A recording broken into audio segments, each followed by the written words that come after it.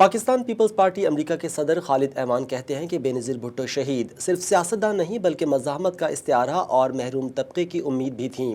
یہ بات انہوں نے پاکستان کی پہلی خاتون وزیر اعظم بے نظیر بھٹو شہید کی 17ویں برسی سے خطاب میں کہی۔ Pakistan Peoples Party U S A کے زیر اہتمام بے نظیر بھٹو شہید کی 17ویں برسی عقیدت و احترام سے منائی گئی۔ نیو یارک میں بروکلن کے علاقے کونی آئلینڈ ایونیو کے مقامی ریسٹورنٹ میں منعقدہ تقریب کی نظامت سینئر رہنما راجہ اسد کر رہے تھے۔ آغاز تلاوت قرآن پاک اور نعت رسول مقبول سے کیا گیا۔ اذا جاء نصر اللہ والفتح رأيت الناس يدخلون في دين الله افواجا۔ جو رب دو عالم کا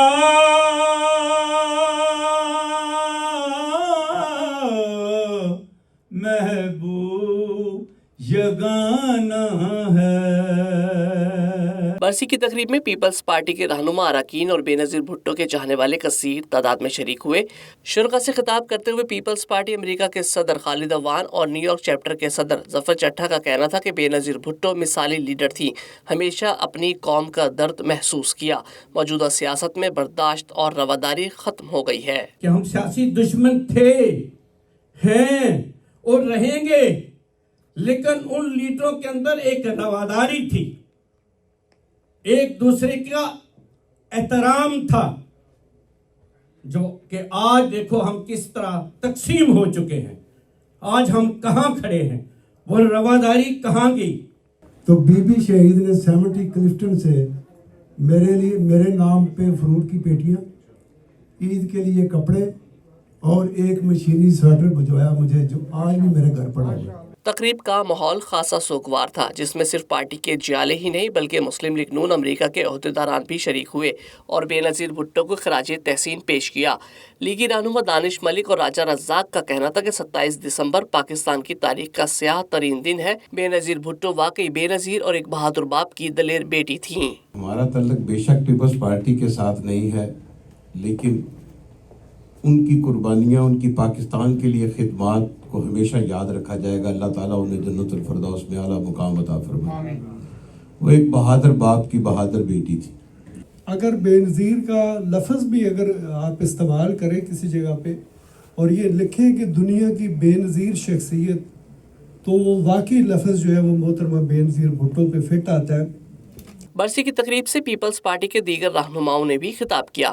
مقررین کا کہنا تھا کہ بے نظیر بھٹو نے والد کی گرفتاری سے پھانسی تک، بھائیوں کے قتل، شوہر کی 11 سالہ قید اور خود کی طویل جلا وطنی برداشت کی، لیکن سیاسی جدوجہد اور عوامی حقوق کی جنگ سے دست بردار نہیں ہوئیں۔ جس نے اپنی جوانی سے لے کر شہادت تک آمریت کے خلاف لڑتی رہی، جمہوریت کی بحالی کے لیے لڑتی رہی۔ جب 27 دسمبر آتا ہے، دسمبر ہمیں سب کو لہو لہو نظر آتا ہے۔ 27 دسمبر وہ دن تھا کہ جب ان لوگوں ظالموں نے سوچا کہ ہم بے نظیر بھٹو کو مار دیں گے اور پیپلز پارٹی ختم ہو جائے گی۔ ہماری جو خواتین ہیں ان کو بے نظیر کا شہادت کا ان کو بہت دکھ ہوا، اور میں نے اپنی فیملیز کے اندر اپنی میری چاچی ممانی ان کو میں نے روتے ہوئے دیکھا۔ اس موقع پر مقررین کا کہنا تھا کہ بے نظیر بھٹو کی شہادت نہ صرف پاکستان بلکہ مسلم دنیا کا وہ نقصان ہے جس کا ازالہ کبھی نہیں ہو سکے گا۔ غریب قوم کے لیے وہ باپ کی سفیر تھی، وہ جتنی بے نظیر تھی، نظیر جس کی نہ ملے وہ اتنی بے نظیر تھی۔ جمہوریت کے لیے، جمہوریت کی بالادستی کے لیے وہ آمیروں کے سامنے ڈٹ کر کھڑی رہی۔ کسی بھی شہادت کی ضرورت پڑی تو بے نظیر کے علاوہ ان کے والد ذوالفقار علی بھٹو صاحب نے شہادت قبول کی۔ اس کے علاوہ بے نظیر بھٹو ان کے بھائی شہید کیے گئے۔ بابا کو تیرے پہلے پھانسی پہ چڑھایا، پھر بھائی قتل کر دیے، کچھ رحم بھی نہ کھایا۔ برسی کی تقریب میں شریک جیالوں کا کہنا تھا کہ اگر بے نظیر بھٹو آج حیات ہوتی تو پاکستان ہر شعبے میں ترقی کی نئی منازل طے کر رہا ہوتا۔ اس موقع پر امریکی آفیشل بھی شریک ہوئے اور انہوں نے بے نظیر بھٹو کو خراج تحسین پیش کیا۔ Benazir Bhutto, she was an inspiration for the democracy. She fought against terrorism and she gave life to the human cause. तकरीब के अख्ताम पर बेनज़ीर भुट्टो शहीद समेत भुट्टो ख़ानदान के तमाम शोहदा के इसाले सवाब के लिए फातिहा ख्वानी की गई।